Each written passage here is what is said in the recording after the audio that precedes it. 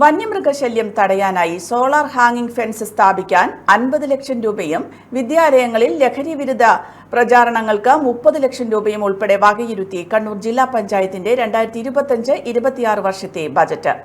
ജില്ലാ panchayat vice president advocate Binoy കുര്യനാണ് ജില്ലാ പഞ്ചായത്ത് യോഗത്തിൽ ബജറ്റ് അവതരിപ്പിച്ചത്.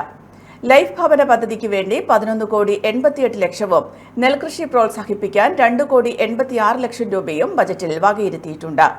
ക്ഷീര കർഷകർക്ക് പാലിന് സബ്സിഡി നൽകാൻ 2 കോടിയും കുടുംബശ്രീ പ്രവർത്തകർക്ക് ഹോം കെയർ ബ്രിഗേഡ് രൂപീകരിക്കാൻ 5 ലക്ഷം രൂപയും ബജറ്റിൽ വകയിരുത്തിയിട്ടുണ്ട്. കേരളത്തിലെ ഭവനരഹിതർക്ക് പ്രതീക്ഷ നൽകി പിണറായി സർക്കാർ ആരംഭിച്ച ലൈഫ് ഭവന പദ്ധതി ഇതിനകം 5.5 ലക്ഷം സ്വപ്നങ്ങൾ സഫലമാക്കിയിരിക്കുകയാണ്. കൂടുതൽ സ്വപ്നങ്ങൾക്ക് നിറം പകരാൻ കണ്ണൂർ ജില്ലാ പഞ്ചായത്ത് വിഹിതമായി 11,88 ലക്ഷം രൂപ വകയിരുത്തുകയാണ്. കൃഷി ഒരു ജീവിതോപാധി എന്നതിലുപരി മാനവ സംസ്കാരത്തിൻ്റെ അടിത്തറയാണ്.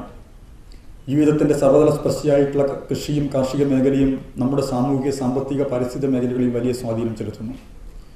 എന്നാൽ കാർഷിക മേഖല പ്രതിസന്ധിയിലാണ്. അതിനാക്കം കൂട്ടുകയാണ് വന്യജീവികളുടെ ആക്രമണങ്ങൾ. കൃഷി മാത്രമല്ല, മനുഷ്യജീവനും അപകടത്തിലാക്കുന്നു. കേരളത്തിൻ്റെ ഒരു പുതിയ പ്രശ്നമായി മനുഷ്യ വന്യജീവി സംഘർഷങ്ങൾ മാറുകയാണ്. ജില്ലയിലെ വനാതിർത്തികളിൽ നിന്ന് വന്യമൃഗങ്ങൾ ജനവാസ കേന്ദ്രത്തിലേക്ക് ഇറങ്ങുന്നത് തടയാൻ നടത്തുന്ന പ്രവർത്തനങ്ങളുടെ ഭാഗമായി സോളാർ ഹാങ്ങിംഗ് ഫെൻസ് സ്ഥാപിക്കാൻ ജില്ലാ പഞ്ചായത്ത് വിഹിതമായി 50 ലക്ഷം രൂപ നിർത്തുന്നു.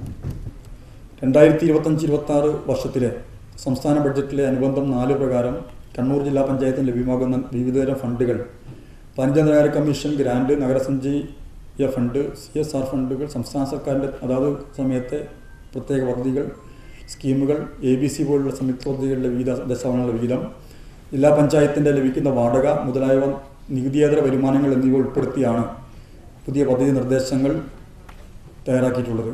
വിദ്യാഭ്യാസ മേഖലയിലെ പദ്ധതികൾക്ക് 25,48 ലക്ഷം രൂപയാണ് ബജറ്റിൽ വകയിരുത്തിയിട്ടുള്ളത്. പട്ടികജാതിക്കാരുടെ ഉന്നമനത്തിന് 2.62 കോടി രൂപയും പട്ടികവർഗ വിഭാഗത്തിന്റെ ഉന്നമനത്തിന് 1,72 ലക്ഷം രൂപയും ബജറ്റിൽ വകയിരുത്തിയിട്ടുണ്ട്. ജില്ലാ ആശുപത്രിക്ക് 5,95 ലക്ഷം രൂപ വകയിരുത്തിയിട്ടുണ്ട്. കാർഷിക മേഖലയിൽ വലിയ തുകയാണ് നമ്മൾ ഓരോ വർഷവും ബജറ്റിലൂടെയും പദ്ധതിയിലൂടെയും മാറ്റിവെച്ച് തദ്ദേശ സ്ഥാപനങ്ങളിലൂടെ കർഷകർക്ക് കൊടുക്കുന്നത്. അതുപോലെ തന്നെ നമ്മൾ ആരോഗ്യ മേഖലയിൽ നമ്മെ സംബന്ധിച്ചിടത്തോളം 3 ആശുപത്രികളാണ് നമുക്കുള്ളത്.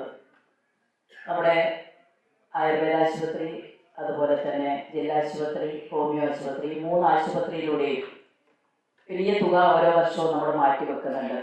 എനിക്കൊപ്പം ഫാമിലി കണ്ട സ്വപ്നം. എന്റെ ഇഷ്ടങ്ങൾ എന്റെ ഫാമിലിക്ക് അറിയാം. Family wedding centre.